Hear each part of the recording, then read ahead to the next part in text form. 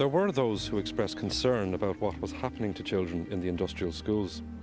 They were ignored, in the same way that Tyrrell's account of his experience remained buried for over 40 years.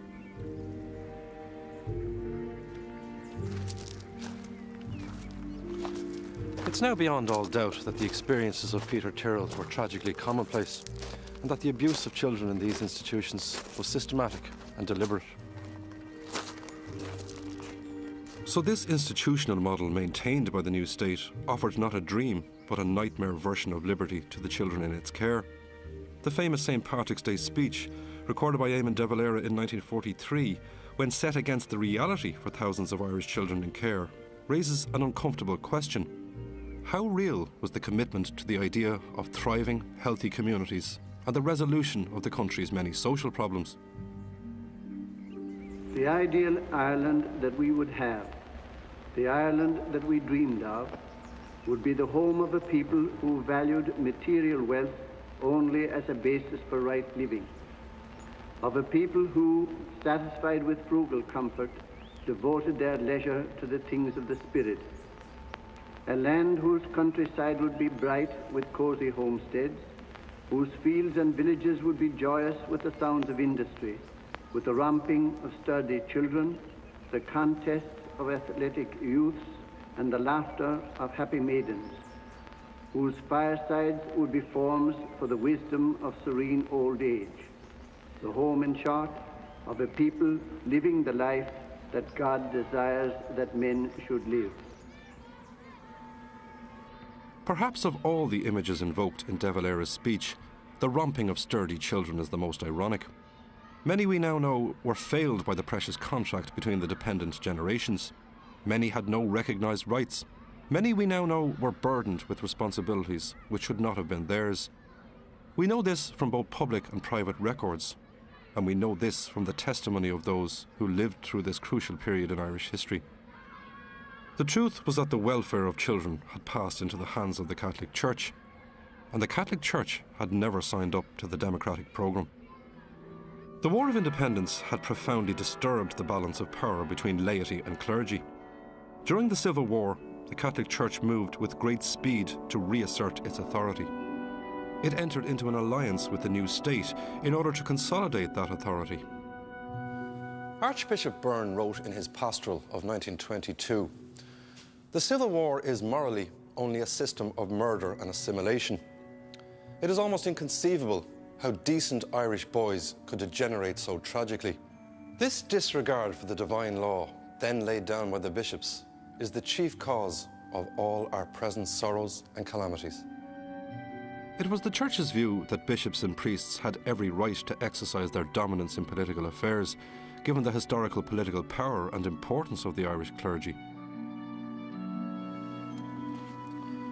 This is a copy of the report of the Carrigan Committee, which was established by the government in 1930 under the chairmanship of William Carrigan, a retired senior barrister. It was established to look at various sexual offences and the possibility of legislative change. What happened with this report was a good example of how the church-state partnership worked in practice. Concerns about the age of consent, illegitimacy and prostitution had in part prompted the inquiry, and there was much discussion about sexual activity outside marriage and the sexual abuse of minors. Owen O'Duffy, the Garda Commissioner, told the Carrigan Committee the incidence of child sex abuse of girls under the age of 13 was alarming, and further suggested that only a quarter of such cases were being reported.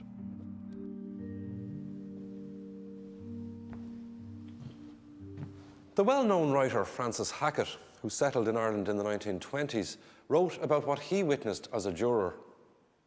"As for the sexual morbidity, I can testify from my own observation as a juror in Wicklow, where I lived from 1929 to 1937, that De Valera closes his eyes to facts.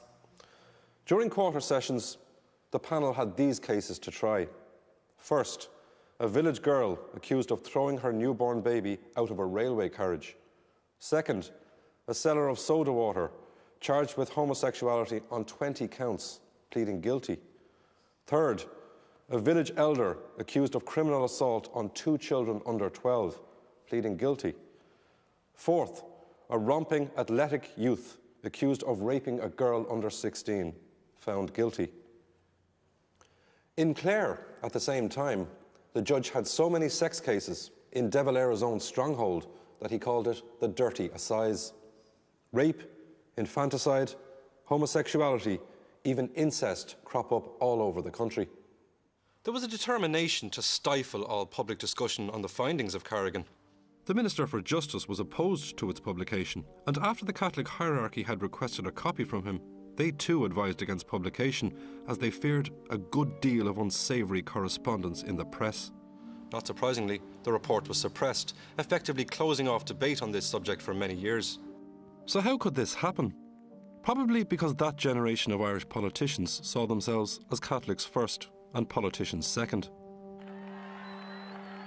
The Catholic Church and the new government slipped easily into an understanding in relation to the exercise and distribution of power.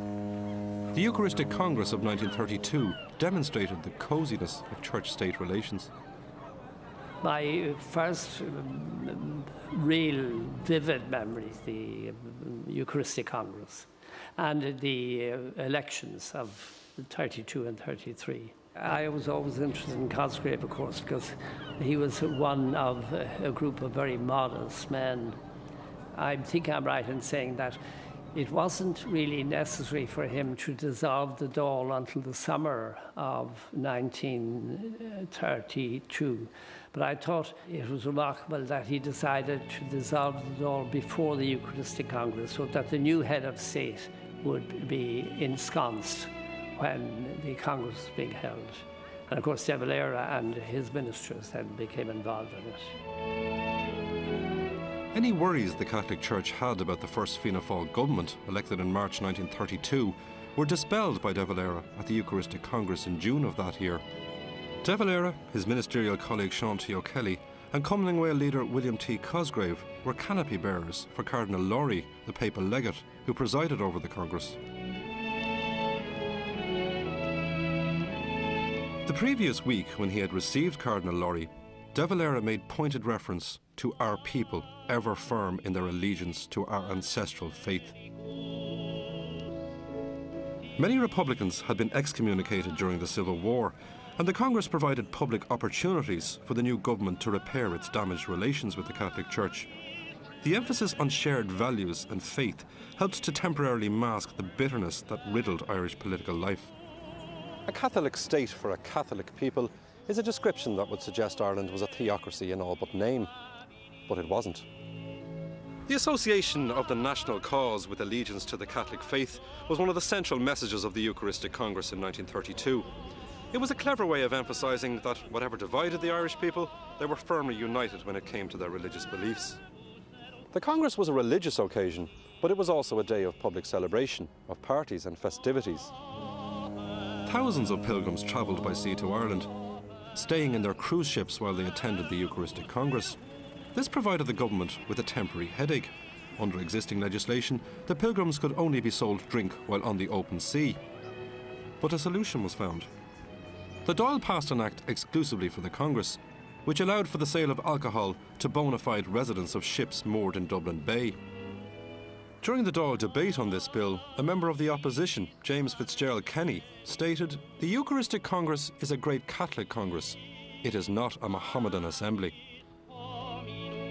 Although the Church may not have approved of the association of drink with a religious event, it did not bother the devoutly Christian Dáil, nor presumably did it bother the pious drinkers that were moored in Dublin Bay.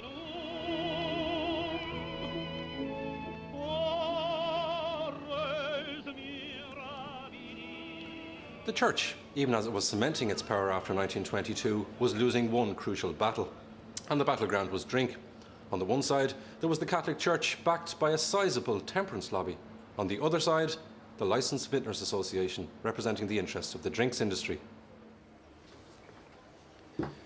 In 1925, the writer George Russell commented, "It is merely absurd that a country struggling desperately to find its feet should attempt to maintain, in proportion to its population, twice as many public houses as England."